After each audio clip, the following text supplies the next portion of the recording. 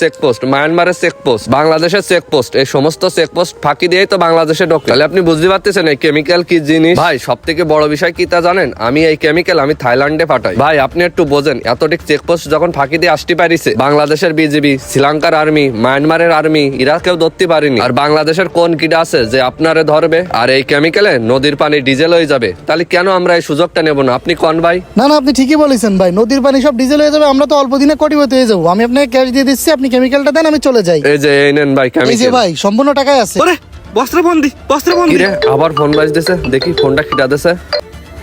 এই এতবার ফোন দিচ্ছিস কেন? কি হইছে? পুলিশ এসে গেছে, আপনার লোকেশন জানিয়ে গেছে, তাড়াতাড়ি পালান, আমি মনে হয় ধরা খেয়ে যাবো। পুলিশ? আমি ভাগি, আগে যাই। আরে ভাই কই যাচ্ছেন আপনি? ভাই পুলিশই তো আমার পাম্পে রেড দিয়েছে, এখন কোন দিকে যাওয়া যায় আপনি বলেন তো। আরে ভাই, আমার গাড়ির উপরে পৃথিবীতে নিরাপদ কোনো কিছু আছে? ওঠেন, আপনি আমার গাড়িতে ওঠেন, আমি আপনাকে সেফ ভাবে বাসায় পৌঁছাই দিচ্ছি। আসেন, আপনি পিছনে ওঠেন। যাক ভাই, আপনার জন্য বাইসি গেলাম। You are under arrest. ও ভাই এ কি করছে? পুলিশের লোক কোনটি আসলে? হে তুই ভাই কারে বলছিস? স্যার বল, আমাদের টিমের লিডার উনি। ভাই আপনার তেলের পাম্প আছে? আরে ভাই আপনি সর্বশেষ যে ইউটার্নটা নিছেন, ওই ইউটার্নের তে 100 গজ বাইপাসে ওই জায়গায় তোমার ফিলিং স্টেশন। ওই ফিলিং স্টেশনের নাম বক্কার ফিলিং স্টেশন। আচ্ছা ভাই, আপনি কেমিক্যালের কারসাজি দেখান। আচ্ছা ভাই দেখাচ্ছি। হ্যালো কন্ট্রোল রুম, লাস্ট ইউটার্নের থেকে 100 গজ সামনে বাইপাস রোডে Bokka filling station, urgently red দাও। হে আগে আত্মকার।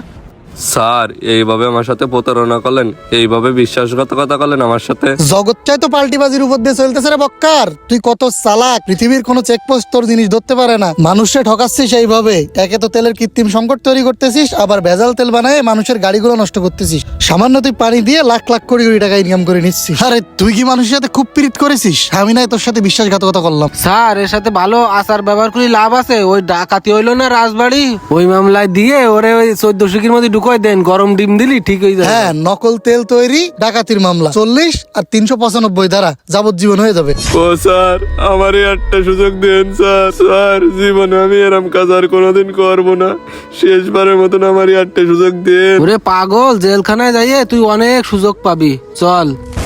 ভাই গল্পটা সম্পূর্ণ কাল্পনিক, হয়তো বাস্তবের সাথে মিল নেই, কিন্তু বাস্তবে অনেক ব্যবসায়ীরা আছে, যখন কোনো কিছু সংকট তৈরি হয় তারা আরো কৃত্রিমভাবে সংকট তৈরি করে এবং এমনভাবে মানুষদেরকে ঠকায়।